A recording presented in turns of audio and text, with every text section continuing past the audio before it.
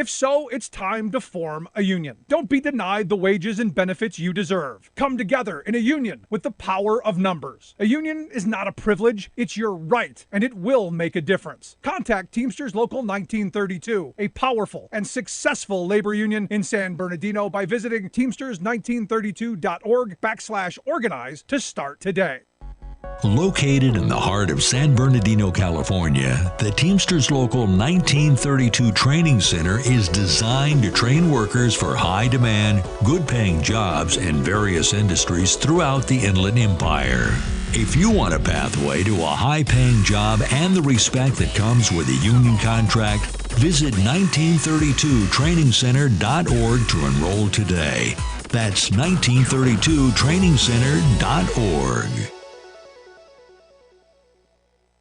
Labor unions built the middle class, and the middle class built America. That's the message from Teamsters Local 1932, a strong and successful labor union based in San Bernardino that represents over 14,000 hardworking people across the Inland Empire. The Teamsters are ready to help you organize for better pay, increased benefits, and improved working conditions. Reach out to Teamsters 1932 at teamsters1932.org/organize to speak with an organizer today.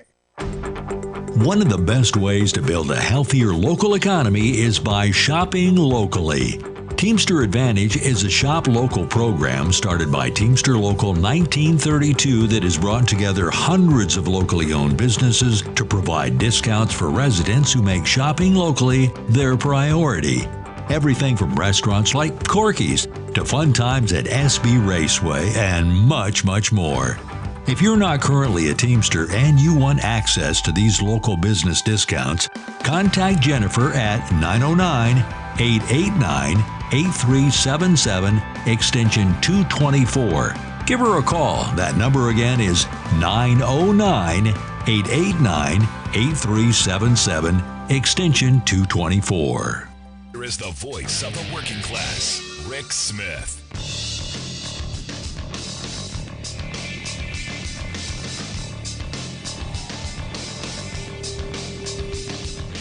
And welcome, brothers, sisters, working class heroes. This is the Rick Smith Show. Thanks so much for being here. Today on the big program, lots to get to, lots to talk about. Sure, everyone, well, not everyone, a lot of people didn't see Marjorie Taylor Greene's 60 Minutes interview. I'm struggling to call it an interview. I'm looking for the right word because, well, it was bad. Leslie Stahl, what were you thinking? But America didn't tune in. And I guess that's a positive. That sends a good message, I think. The popular, 60 Minutes on Sunday nights usually, gets a good size audience. Evidently, the viewership with MTG there, 33% less than the week before, second lowest ratings this season. And I guess this is what happens when you put a fascist on. Now, there was part of me that said, if she does have this fan base or this loyal crowd that everyone believes she has, the numbers should have been through the roof, because she's kind of positioning herself to be the heir apparent when Trump goes down. And it's one of these moments where you go, I don't know what Leslie Stahl was thinking. It was one of those things where you go, Leslie, why, oh, why, oh, why? Why would you do this? These people have no shame. There's no shame here. They're going to lie. Lie. And she did. And look, you knew what was going to come out of MTG's mouth. You know what was going to come out of Marjorie Three Names' mouth. You knew. Evidently, Leslie didn't. And this is one of those things where you go, what were you thinking? Now, I think Leslie Stahl went in to that interview with the misguided belief that Marjorie Three Names has a conscience, that she's going to fess up for the things she said, that she's going to take responsibility for the things she said. No, it's all attack. And there was a point at which Leslie Stahl actually brought that up. You're like Trump and then you attack. That's all they do, and it's the reason. And again, I've been saying this for years. It's the reason Democrats lose so always, because they're thinking about governing. They're thinking about, hey, how can we make policy that's going to make people's lives better? And that doesn't translate to a good attack line. That doesn't translate into good interviews or rhetoric. It just doesn't. And the right has been built on this kind of anger, this kind of grievance that sells. Look, she even, Marjorie Three Names even said, look, my father ran a construction company. I spent a lot of time in the car. We listened to, right-wing crazy radio. We listened to the grievance. We listened to the outrage candy. She is literally the birth child of that kind of insanity. She grew up being saturated, which is why she's so out on the fringe, and why she really understands her constituents really very well. And I'm not talking about the people who live in her district as much as the people who follow her like a blind faith religious icon. When Leslie Stahl tried to corner her on things, she blamed everybody else. Well, you said this on social media. Well, that was probably one of our SAS staffers. A lot of people are on our social media team, and she let it go. She even brought up the fact that, Marjorie Taylor Greene made her name coming out as being the first openly vocal Q kook, if you will. First QAnon supporter, wholeheartedly all on board, all of the attacks. Everyone's a pedophile. There's a secret cabal of all this stuff going on. And she let it go with, well, I apologized. And she didn't, pursue this, which for me it would have been, so let me ask you, so if you've apologized, do you believe what the Q people have been saying? And if you don't, why is your rhetoric identical? Yeah. There was so much there that she could have gotten into, so much there that could have been front and center, but it wasn't. Now, there were a couple of things that came up. The one, for instance, Leslie Stahl asked her about, using the word pedophile. Most of us know what a pedophile is. To Republicans, that's just a slur. That's just something you call anyone who doesn't agree with you. You throw in pedophile, you throw in groomer. That's every Democrat. So, because I've had it thrown at me a number of times, because I don't think people like Marjorie Three Names and Glenn Youngkin and Republican legislatures across the country should have the ability to tell parents what they do with their children in the moment that they need something. I don't think I want zealots in between parents, the doctors, and the people who are going to take care of their children. I'm uncomfortable. And that's something true, honest, real conservatives used to agree on. And this is why I come back to this. Marjorie Three Names and that whole clan, they are not conservative. I know they love to say they are. They're not. Or maybe they're neo-conservatives. They're the new conservatives, which is basically fascists. Off on the fringe. There's free speech for everyone except people we don't agree with. The Second Amendment is good for everyone except for people we don't agree with. It's interesting to watch the rhetoric, but Leslie Stahl asked about this using the words pedophile and groomer, and how they regularly call Democrats this. Now, what's interesting, this is the interesting part, if you follow the news at all, most of the actual pedophiles come out of these zealot churches and the Republican side of the aisle. Now, it's not only them, there are people, but it seems a lot of these people who are up on the pulpit there pointing their finger down at everyone else, they seem to be the ones. Gotta watch out for the kids. But anyway, she goes and she says, why is this that you're going to call, Democrats, pedophiles and groomers? And she said, well, Democrats support, even Joe Biden, the president himself, supports children being sexualized and having transgender surgeries. Sexualizing children is what pedophiles do. And Leslie Stahl goes, wow, okay. But my question really is, and I'm going, wait a second, your question really is something else? And she goes, can't you fight for what you believe in without all the name calling, without personal attacks? And you go, whoa, you missed an enormous part of that statement, which is that anyone who disagrees with her is a pedophile or a groomer. Now, they've taken all of the gender-affirming care, which I don't understand all of it, but I know it's not all surgeries. I know it's not all that stuff, which even I have a problem with as for kids. But she's lumped all of that into the groomer pedophile world. And Leslie Stahl did not push back. In fact, what we got is, wow, okay. But my question really is, my question really is do you know what a pedophile is, and why do you surround yourself with people who have done these things? But again, I look at what 60 Minutes did, and I'm frustrated with it.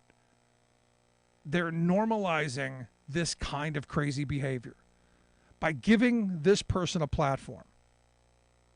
They are normalizing this kind of insanity with the both sides-ism. Oh, can't we just get along? Do you have to use this inflammatory rhetoric? Yes, because that's what riles the base. That's the outrage candy that gets them, going to the polls, donating money, attacking Democrats. This is how we can't get anything done. And look, this is not just her. There's a lot of moneyed interests who are doing as much as they can do to normalize the kind of insanity that is ripping us apart. And no talk of unity except by, very interesting, and this is one of these bizarre kind of things that makes me go, there's a new group. They're not new, but they've been around for a while. But they got $70 million evidently. No labels. They want to have an effort to get no labels candidates on the presidential circuit, a Democrat and a Republican. So we're gonna have a mixed thing. And I said, wow, it sounds great. Like a lot of neo-conservative nonsense. Sounds okay on paper. Believe in freedom. I believe in liberty and free speech, until you try and use any of those things. And in their world, if you don't agree in lockstep with them, you're completely ostracized. Well, the no labels people, it sounds great. Sounds great. No labels. We're gonna find common sense, until you start coming down to what that means. What that means is we're going to do all the things that Republicans have been wanting to do for years and just calling it bipartisanship. All the things that Democrats have agreed with Republicans on, like ending welfare as we know it, only to find out it's made things worse. Loosening control of media so that a handful of companies can now control virtually everything we see, hear, and read. It's made things worse. Ultimately, all of these schemes comes back to you and me. It comes back to us. Finding that common ground. Talking to each other once again. And as long as we're being pushed around by the Marjorie Three-Name crowd, by all of the Trump show that's coming, I don't know that we're going to get there, which is why I keep saying I don't think Trump's going to see a day in jail. I want him to be the Republican nominee, and I hope he is defeated soundly at the ballot box. It's the only way this country moves forward. But I want to hear your thoughts. Email me, rick@thericksmithshow.com. Going to take a quick break. Right back after this. Stick around.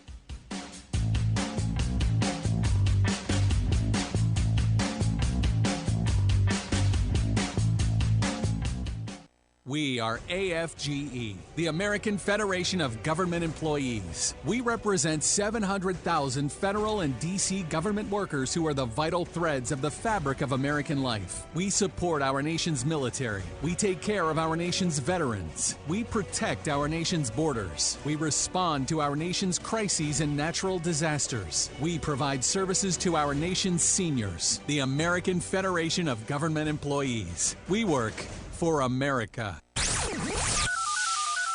phone lines are open.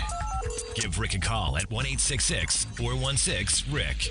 That's 1-866-416-7425. We are AFGE, the American Federation of Government Employees. We represent 700,000 federal and D.C. government workers who are the vital threads of the fabric of American life. We support our nation's military. We take care of our nation's veterans. We protect our nation's borders. We respond to our nation's crises and natural disasters. We provide services to our nation's seniors. The American Federation of Government Employees. We work for America. Welcome back to the Rick Smith Show. Now, here is Rick Smith. So a special shout out to our newest affiliate, KTRC, in Santa Fe, New Mexico, listening on AM 1260 and FM 103.7. Looking forward to a long, happy, prosperous future in Santa Fe. Want to hear your thoughts. Also, you can email me too, rick@thericksmithshow.com. And thanks to the good folks there at KTRC for bringing us on board. Looking forward to that. Let's go to the phone lines. Got Alice on line one. Alice, how we doing? Totally insane as usual. You know, it's in the air. Well, I've got a couple of things to say. Number one, I didn't watch stupid Marjorie Taylor twit face. I had to. I did not. Of course, I've heard enough about it and read the cliff notes, I suppose you want to call it that. But I'm really disgusted that the mainstream media is taking these whack jobs, and let's face it, they're whack jobs, and giving them a platform to spread their lies and hate and propaganda. Yep. And like you, if you start going down through all the headlines, it's an evangelical minister, it's a Republican, whatever or whatnot. I mean, last year I could, without even Googling it, come up with 6 of them right off the bat. And personal note aside, over the weekend, no, actually it was on Friday, someone hacked into my Facebook account. And what really made it weird was it was a combination of factors. They could not break into my password, but for some reason, my internet provider, who my email is through, it got hacked into, which caused my email to be open apparently for anybody. So they used that to get the account recovery and all this. Well, they couldn't change my password on that or anything else, because to do that you have to know the personal info and call into the internet provider. Right. But they left all the receipts. So anyways, long and the short of it was I got my account back, and lo and behold, who did it? Some whack job Republican evangelical minister in Florida and his little sidekick, because they left all the receipts on my email. Because they need money. Crazy. Yeah, and that's what they were doing. Sure. They had set up a political ad to boot, opened up a campaign, ad campaign thing on my account, which, again, left the receipts. So I had to contact Facebook and tell them, I didn't do this. You just gave me back my thing. I uploaded my ID to prove I was me, because I don't care. I'm not losing my Facebook account to some idiots. And and they're still trying to get in. So I'm like, there's big money to be made in this. I've had a couple of friends who've gotten hacked. I mean, if the thing is if you're dumb enough to give them money, I don't know what to tell you. But I know. If for any of my friends out there, if you get an email from me going, "Hey, I need money," no, that's not me. That's simple. But I appreciate the thoughts, Alice. Have a good one, Rick. Thanks so much. Look, at the end of this, there's so much scamming going on out there. It's ridiculous. And some of it coming right from the grand old party. The fact that did you see Trump doing the whole spiel? I don't need your money. He put out a video saying, I don't need money. He says it's very simple. They can't buy me and they can't control me, and that scares them beyond belief. And then proceeds to ask them for money. I don't need your money, but send it anyway. Quite remarkable. Now, what we know is over the first 24 hours after his indictment, he raised $4 million. The 24 hours after that, he raised another $1 million. He's raised $5 million because of the indictment. And look, this is going to be interesting to see how this plays out. Now, I know that the Trump base, they're all on board. You saw in Florida, they were waving flags on the side of the road as he was going to go to New York. And there's going to be a big, I guess, to-do Tuesday night in Florida. Okay. You find that the most recent poll, by the most recent Morning Consult poll, has Trump got 55% of the Republican primary voters. That's an increase of 3% from just last week.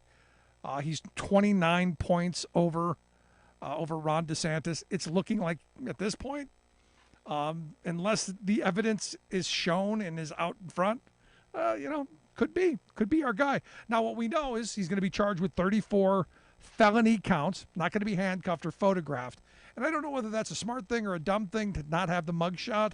I said from the beginning, if he was going to be mugshot, he was going to Tom DeLay it up with a big cheesy smile or some thumbs up stuff. I expected that. No, they're not going to be a mugshot. Now, I have a lot of people who are sending me mock-ups of mugshots, which are very interesting. But he's not going to wear the orange jumpsuit. None of that's going to happen. He's going to be in. He's going to be out. He's going to get back on the plane and go back to Florida. And then what they're going to do is they're going to do what they're saying they're going to do. This is going to be Trump. He's already vowed to escalate the attacks on Alvin Bragg. They're going to spend time after time, day after day, attacking the Manhattan district attorney. They're going to attack the case. They're going to go after this as aggressively as they can. And I'm okay with that. I said, look, you keep talking. There's talk that the judge may put a gag order on him. If I'm Alvin Bragg, if I'm the prosecutor, I'm saying if you put a gag order on him, I'm going to fight the gag order. Because I want him talking. I want him out there, spewing nonsense. I want him saying the things that he wants to say. And I want him to be angry doing it. Because we know he's going to rile the base. We know he's going to call for more violence. We know there's already that kind of push. Even though the police in New York and the folks who pay attention to this stuff say that the chatter that we heard before January 6th, and I remember talking about going, look, I don't know how many bodies are going to be stacked up on the streets, but the chatter is lots of violence before January 6th. None of that right now. Now, that could be the chilling effect of, well, they're prepared for us this time, and New York actually does know how to take care of mass crowds. Could be all of that. Or it could be that just, very few people give a damn. And, the reality is the polling out on this, 60% of Americans approve of the indictment. As we know now, that's not knowing what the 34 felony counts are going to be. Now, the weird thing is, at least for me, I look at this and, I remember back in 2015 talking about all of the irregularities that he'd been accused of for years. There's nothing new here. This is who Trump has always been. The only thing that's different is somebody actually took it to a grand jury. So this is going to be interesting to see how this plays out. 34 felonies. And I want him talking. I want him talking on this case. Now, what we're also finding out is on the classified documents case. And I said from the beginning, I think the people who turned him in were the Secret Service. I thought it was the people who were surrounding him who happened to go, wait a second, that's not right. We can't have that. What we're finding out now is, well, there are a number of federal agents, number of Secret Service agents who are set to testify in the classified documents investigation. That's interesting. And according to Brett Baer, the guy over at Fox News, it's multiple agents, not just one whistleblower. It's multiple agents. So everyone, worried about Jack Smith not going fast enough. I'm pretty thrilled Jack Smith is on this. I think it's the right thing to do, and I think that's the case. I think he should really get in trouble for. But here's the thing. Again, back to I want him to keep talking. If you remember the interview he did with Hannity, I guess a week ago or so. Hannity's trying to steer him away from what he was saying, which was, that he has the right. He has the right to do whatever he wants. Hannity said, I've known you for decades. I can't imagine you ever saying, bring me some of the boxes that we brought back from the White House. I'd like to look at them. Did you ever do that? Which is a dumb question. Anybody whose job is to ask questions should know the answer. And Trump answered, I would have the right to do that. There's nothing wrong with that. Yes, there is. But Hannity goes, but I know you, and I don't think you would do it. Still trying to reel him back into safe waters. But no, he wasn't going there. He says he'd have the right to do it. I would, and he would do it. And it's just one of those things where he's going to double down.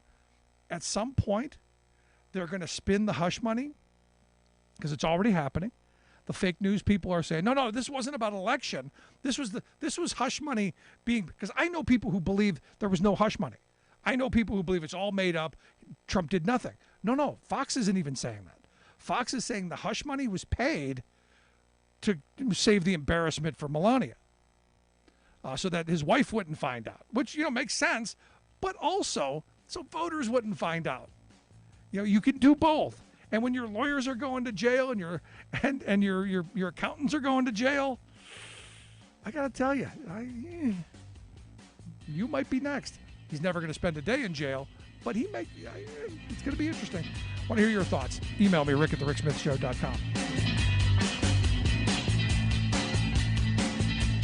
I'm Rick Smith, and this is Labor History in 2.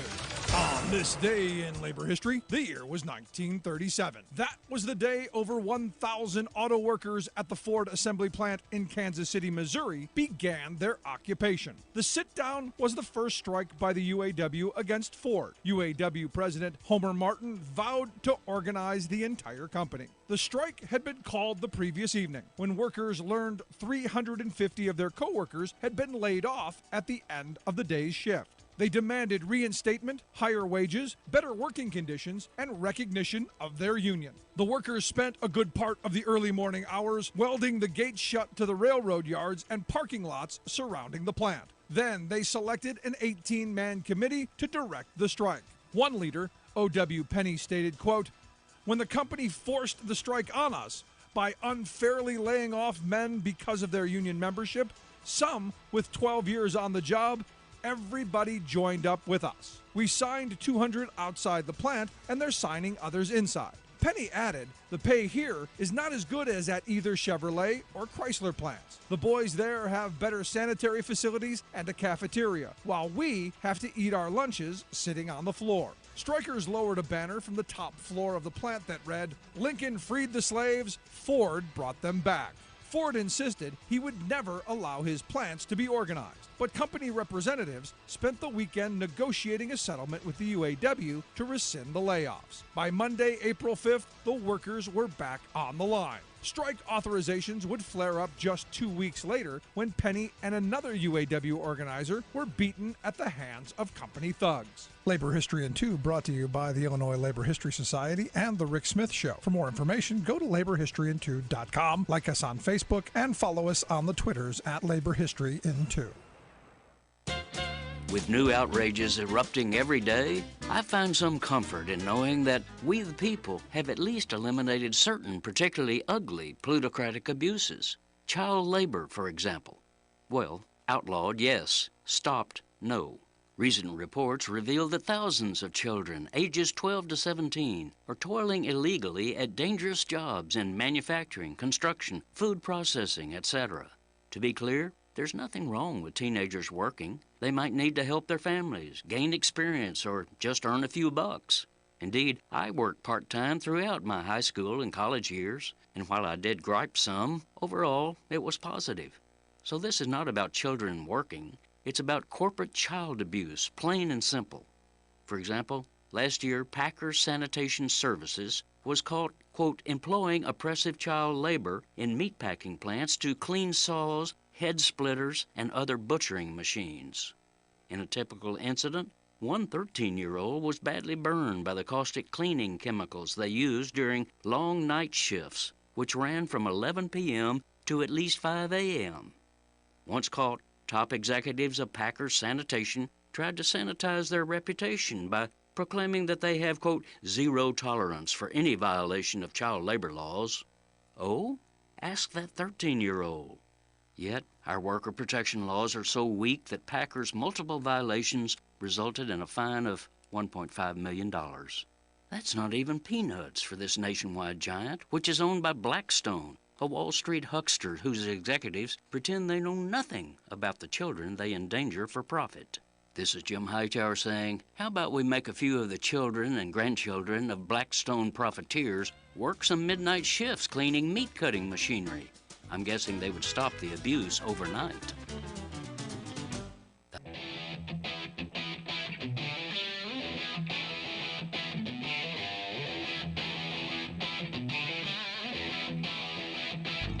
Welcome back to the Rick Smith Show. Now, here is Rick Smith. So evidently Twitter has not removed all of the blue check marks yet, except for the New York Times. Evidently got around to doing them. But I woke up today and I go, well, let's see if they removed mine. And I've never put any real, any real, effort behind having the coveted blue mark. But I went and they changed the language. As the day before it said, this is a legacy account and all this stuff. Now it's either or. So no one knows who's paying yet. And as I've said, I am not paying Elon Musk a dime, not a single dime ever. And to me, it's interesting that they've chosen this route.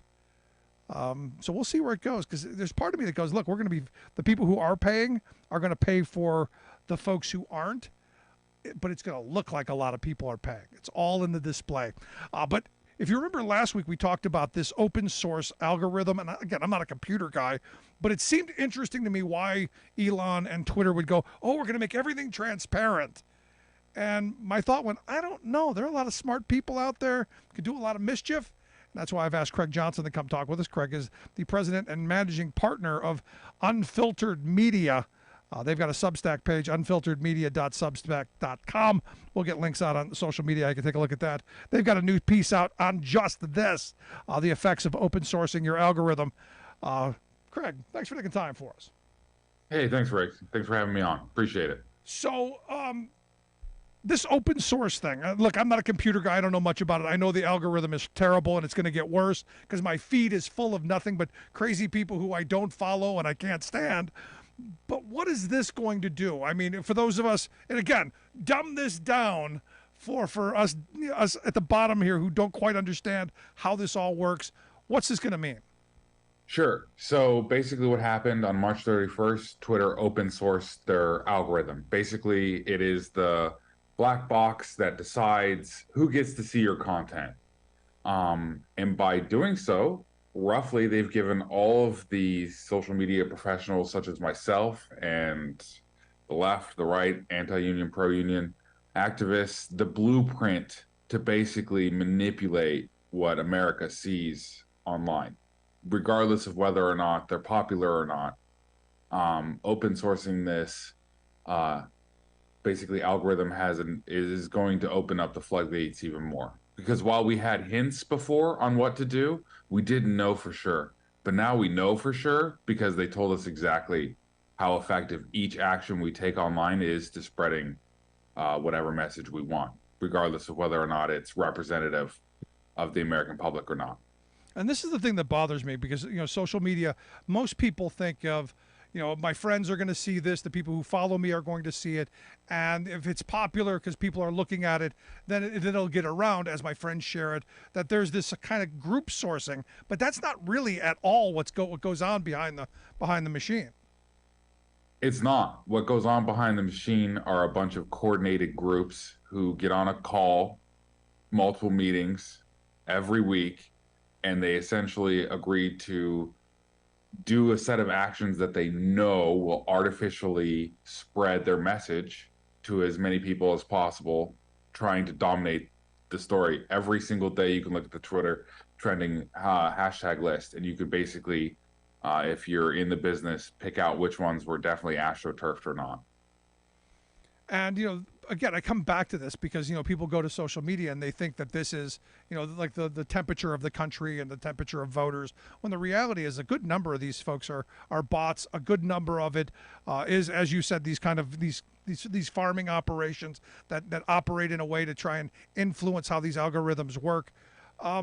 Is what Musk is doing, is this going to make things, he says this transparency is going to open things up and make it better. Do you see that happening, or as I do you think it's going to get worse? I agree with you. I think it's going to get worse because the one thing keeping professionals like me back was the opaqueness, the black boxness. We couldn't really know what the rules were. But now that we really know the rules, all of that kind of grass tops, astroturfing, fake kind of motivating of a narrative online is just going to get more efficient, more effective, because we know exactly what the rules are. And I think a lot of people underestimate the kind of carry on effect from this as well. Because if Twitter's designed this way, this algorithm is designed this way, you can bet that the other social media platforms are also designed a similar way, mainly because the developers are sharing similar technology. If you look at the kind of basis of the Twitter algorithm, it actually comes from the Google search algorithm. It's based off of this idea that you can generally trust the trustworthiness of a tweet based off of those people who are associated with it. So Google works by in very simple terms, essentially how good the links to a web page are from other web pages determines its ranking. And so if you know one, you start to know everybody. So this is going to apply to Facebook. This applies to TikTok. This applies to Instagram. And it comes with the same pluses and minuses. Like Twitter, for example, one of the interesting things about knowing their algorithm was that they're blocking Ukraine content. They're basically censoring any kind, pro and anti. There is no dissemination or discrimination between either one. It's just a tag in there. You can see it in the code. But I thought this was about free speech. I thought Elon said this was about free speech, and this was opening up free speech to everyone. Yeah, Elon's a hypocrite, and I never believed him. Never believed billionaires, in my opinion. No, you never trust a billionaire. But the thing is because I've had a bunch of people go, well, this is going to open it up and make speech freer, and I'm going, no, it's not free. I got to pay $8 or $9 to get the little blue check mark that I'm never paying for, never a dime to Elon Musk. But right from the start, he's saying, yeah, if you pay me this monthly fee, your comments will get to the top of the article. You'll get more push. That doesn't sound free to me. It's not, and it's in the code. You can see exactly the effect that paying has, and it's ridiculous because all I see it is diminishing people of color, unionists, organizers' voices, because you're essentially just always going to be competing with more money, well-resourced, well-organized people creating grass tops, not real narrative pushing efforts. Now, again, I think a lot of people think the internet is like the Wild West. And there's part of me that goes, I don't know that it would be bad if it were the Wild West. This sounds like it's the Wild West with a giant army on one side and a kid with a slingshot on the other. It's like Standard Oil. It's like back in the 19th century when it was the Wild Wild West, but there's Standard Oil who's just putting their thumb on the scale. And it's not actually wild at all. It's just Elon Musk's playground now. Much better analogy. That's why you're the expert on this. You're listening to the Rick Smith Show. We're with Craig Johnson. Craig is the president and managing partner over at Unfiltered Media. You can check out their Substack page, unfilteredmedia.substack.com. We'll get links out on social media how you can take a look at that if you can see it. Because again, not paying the $8. But you said something here that's been on my mind for a while, because there's talk of banning TikTok, which I'm against the idea of banning TikTok if you're going to leave all the other ones. Because I think they're all just as bad in my view. Is that somewhere in the ballpark, or does TikTok rise to a significantly higher level because of the Chinese Communist government? Well, I am 100% with you. I do think that there is a defining characteristic that it is. ByteDance is a Chinese state-owned company, and they certainly are stealing our data, but they're stealing our data in so many other facets of our life, which sort of makes that special, but it's Chinese owned, kind of a hollow critique, because we're all using Chinese sourced parts. Every single iPhone has a Chinese sourced processor in it that could be stealing our, data, or likely is stealing our data. And so, no, we have a fundamental problem with social media, and that it is horrific for us. 1 in 4 young women have considered suicide because of social media, and it's rotting our society at the core. So I think any critique that can be leveled against TikTok and its desire to ban it can be leveled against the other ones. And it's always this double-edged sword, because never at this time has people of color and communities of color been able to get around the publishing monopoly of white-owned businesses before. But also at the same time, you're also seeing it as such a distortion of reality that we're losing touch and cohesiveness as a society because of it. No, there's something wrong here. But the reason I bring up the TikTok thing is because the way the Chinese Communist government does it, I guess, in China, and again, I haven't been there, this is what I'm told, is they've used the algorithm in a different way, for younger people, for educational stuff, for STEM education, for stuff that I go, that's not bad. As where they're poisoning our children's mind with idiotic cat videos and worse, these moronic challenges that we see. I think it's how you use it as well, and we've completely allowed this to not be regulated, and this idea of the Wild West, but to use your analogy, with Standard Oil on one side. Exactly. It's a completely different product in China, and it's a much better product. It's a more cohesive product. It's a more useful product, and they are absolutely intentionally doing it, poisoning our minds. Is there any way legislatively, because I know we love to misinterpret the First Amendment. We've got free speech rights. Yes, between you and your government, you have absolute free speech rights, but you don't have free speech rights between you and me or individuals. And is there any way to undo what we've done? Any way to put this genie back in the bottle? Any way to legislate this in a way that isn't being used against we the people? Yeah, there are a bunch of ways, and I would really encourage. I work with a group called the Tech Oversight Project, which has a bunch of ideas about this in particular. But my particular idea is you actually do a modified Section 230. So, like, the Section 230 for everybody is just essentially what excuses online platforms from being liable for the content they produce. So the white supremacist manifesto that causes the deaths of 7 people, they're not liable for it. And Section 230 is what protects them.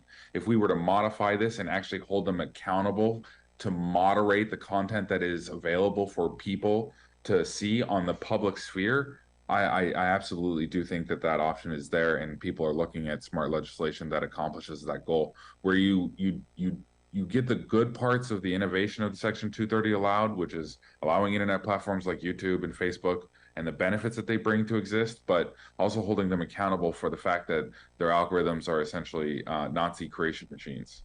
No, and you said that, and I absolutely agree, because looking at my feed, because everything that they've created a Twitter, the things that they want me to see, and they keep pushing me to what they want me to see, which is exactly the most heated rhetoric, the biggest doses of outrage candy, and people being the worst versions of themselves, and it only goes down from there.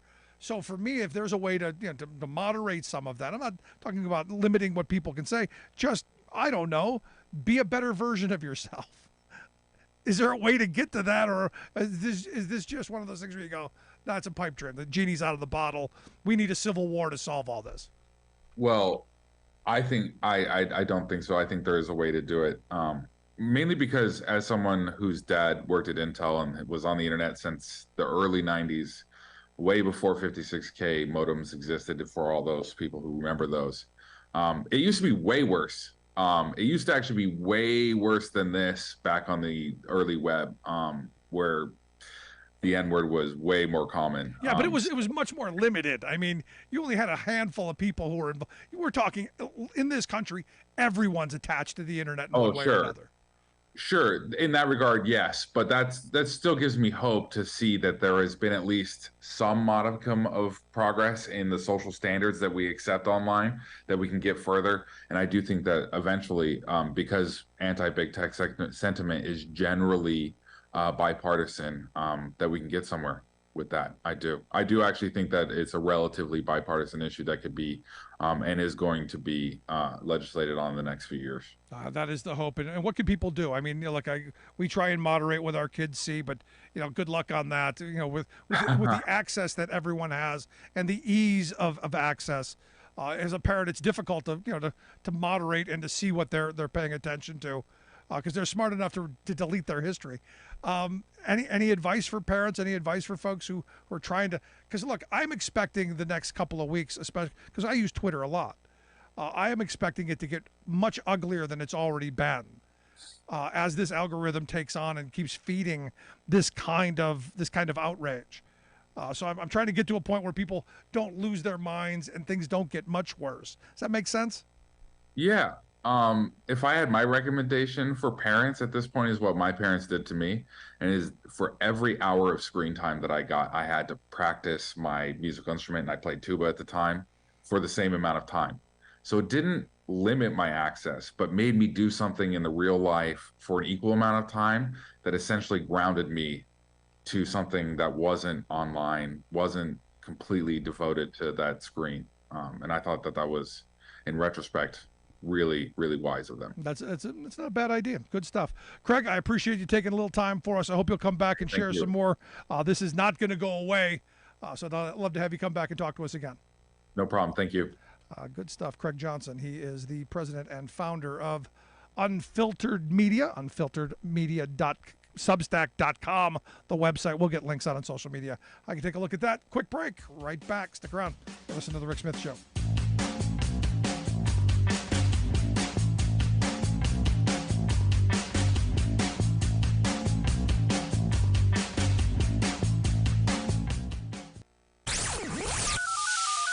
The phone lines are open. Give Rick a call at 1-866-416-RICK. That's 1-866-416-7425. I'm Rick Smith, and this is Labor History in 2. On this day in labor history, the year was 1968. That was the night that Dr. Martin Luther King Jr. gave his now famous "I've Been to the Mountaintop" speech at the Mason Temple in Memphis, Tennessee. He was speaking in support of striking sanitation workers who were members of AFSCME Local 1733. During his speech, he said, "Well, I don't know what will happen now. We've got some difficult days ahead, but it doesn't really matter with me now because I've been to the mountaintop, and I don't mind. Like anybody, I would like to live a long life. Longevity has its place, but I'm not concerned about that now. I just want to do God's will, and He's allowed me to go up to the mountaintop, and I've looked over, and I've been to the promised land. I may not get there with you, but I want you to know tonight that we, as a people, will get to the promised land." The next day, Dr. King was murdered by an assassin's bullet at the Lorraine Motel. In 2015, AFSCME President Lee Saunders wrote about the importance of remembering Dr. King's legacy to today's labor movement. Let's honor Dr. King by taking a page out of his playbook. Let's give workers the power to reshape our struggling economy and improve the lives of all Americans by negotiating better wages and benefits. Yes, unions are still the answer, the path to the middle class, for every American and not just African Americans. We follow Dr. King's path. We pursue his dream by organizing. It is the way forward for our union and the nation. Labor History in 2 brought to you by the Illinois Labor History Society and The Rick Smith Show. For more information, go to laborhistoryin2.com, like us on Facebook, and follow us on the Twitters at Labor History in 2.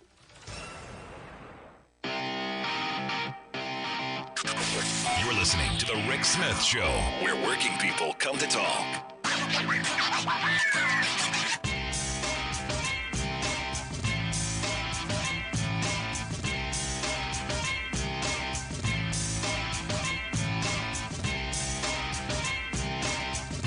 Welcome back to The Rick Smith Show. Check out our website, thericksmithshow.com. Questions, comments, something on your mind, email me, Rick, at thericksmithshow.com. So McDonald's.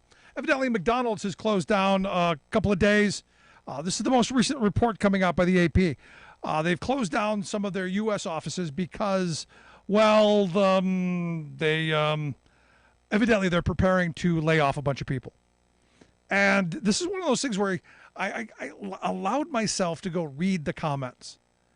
And when the headquarters of McDonald's shuts down, globally for a couple of days because there's going to be a bunch of layoffs, because understand, McDonald's employs like 150,000 people across the globe. 70% of those are based outside of the U.S. So they're closing down, going to decide which way they're going to go. And it was one of these things where I started thinking about who are we talking about? So I'm reading through the comments section, and the comments are like, yeah, that's all these fast food workers demanding, $15 an hour. It's all these fast food workers who want health care. It's all these greedy fast food workers who don't. And you go, wait a second. This isn't how this works. Understand, the people who close down are not the people who are giving you your bag of fries out the window. These are not the people flipping the burgers or doing any of the jobs that you come in contact with. Globally, these are all of the people who work in the corporate offices, the salespeople, the people who are designing stuff. These are the upper echelon of McDonald's jobs. These are the ones who people actually work for McDonald's Corporation. The vast majority of the McDonald's that you and I go to are owned by people locally who franchise those from the big behemoth, and then they are the ones who hire and fire and abuse and do all the things that they have done over the years. But I found it interesting that when you looked at the comments all were, it's the workers' fault. Across the board, there were no comments that I could find, and I read probably about 100 of them. There was none that said, could this be AI? Could this be the technology coming online and they're doing away with, departments and bringing, automated technology on board? Because, and this is the part that blew my mind, that wasn't even mentioned in the comments of doing away with the people who work in the stores that you go to. There are already fully automated stores. There are already places where you go and you push the buttons and it comes out like a vending machine. That wasn't even brought up here. And the reason I bring this up is, I was just listening to a guy the other day who was talking about, when technology comes fully on board, we're in a major chaotic moment. And this is why I keep saying, look at all the nonsense they're throwing at us. All of the divisive stuff about, about who identifies as what, or who goes to what bathroom, or who loves who, or who marries who, or any of this stuff that really, on the grand scheme of things, in your personal life, unless you are in that community, doesn't mean anything to you. That's to keep you from thinking about what's coming. And our government has done nothing, literally nothing, to prepare this country or the globe for that, or any government really, for what is coming, the onslaught of job losses that are coming because of AI. They were saying in the next 15 years, between 40 and 50% of the work that we do right now, me right here sitting in this chair, could be done by an AI talk show host. Now, there's a bunch of reasons why they claim that's not going to happen right away, but down the road, they're already using for research, because evidently the chat GPS thing does a much better job of researching than most of us do. The technology of the future is going to be devastating. And this is where, again, nobody politically is talking about this, because we're still worried about Marjorie Three Names, and we're still worried about Donald Trump and his crimes. I want to talk about what the future of work looks like in this country. How are people going to put food on their table? How are they going to make sure that we survive as a society? And again, I'm looking through these comments, which I don't do often, because a lot of it just devolves into people being the worst versions of themselves. But this one caught my attention because of where they place the blame. Almost no blame at the top. There were a handful of spattering of comments of people, greedy CEOs, bet you they're not going to take a pay cut. And you go, of course not. They're not going to.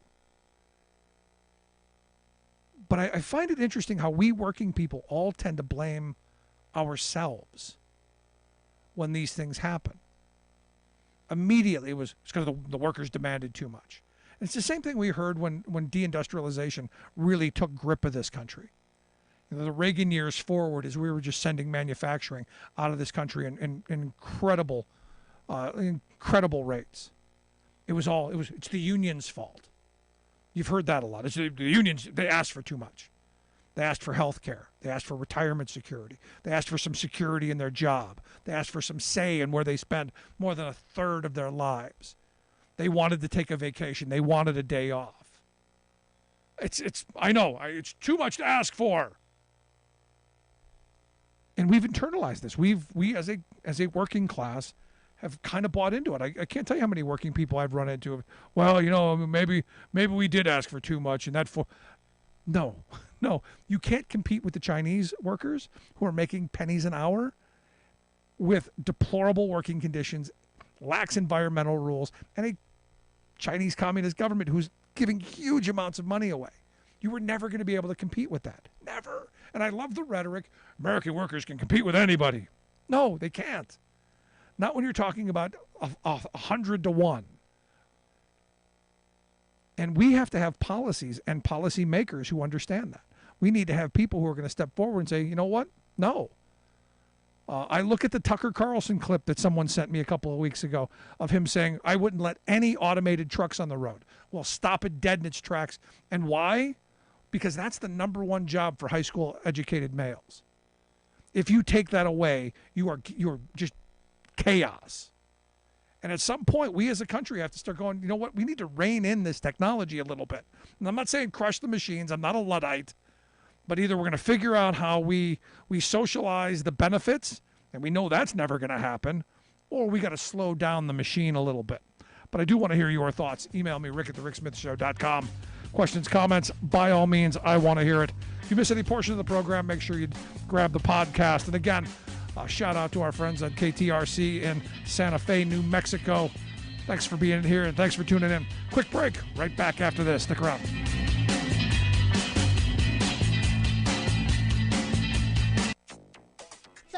Of trickle-down fantasy that just will not make life easier for everyday Americans. House Republicans race to pass fossil-fueled energy bill.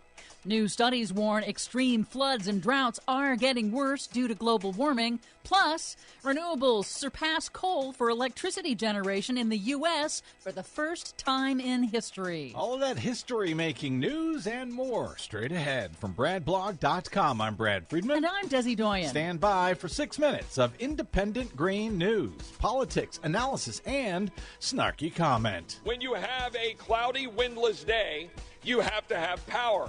This building is powered by natural gas. Well, Mr. Speaker, the gentleman says that this building is powered by natural gas. I think it's probably more accurate to say it's powered by hot air. Oh, snap, Congressman James McGovern of Massachusetts.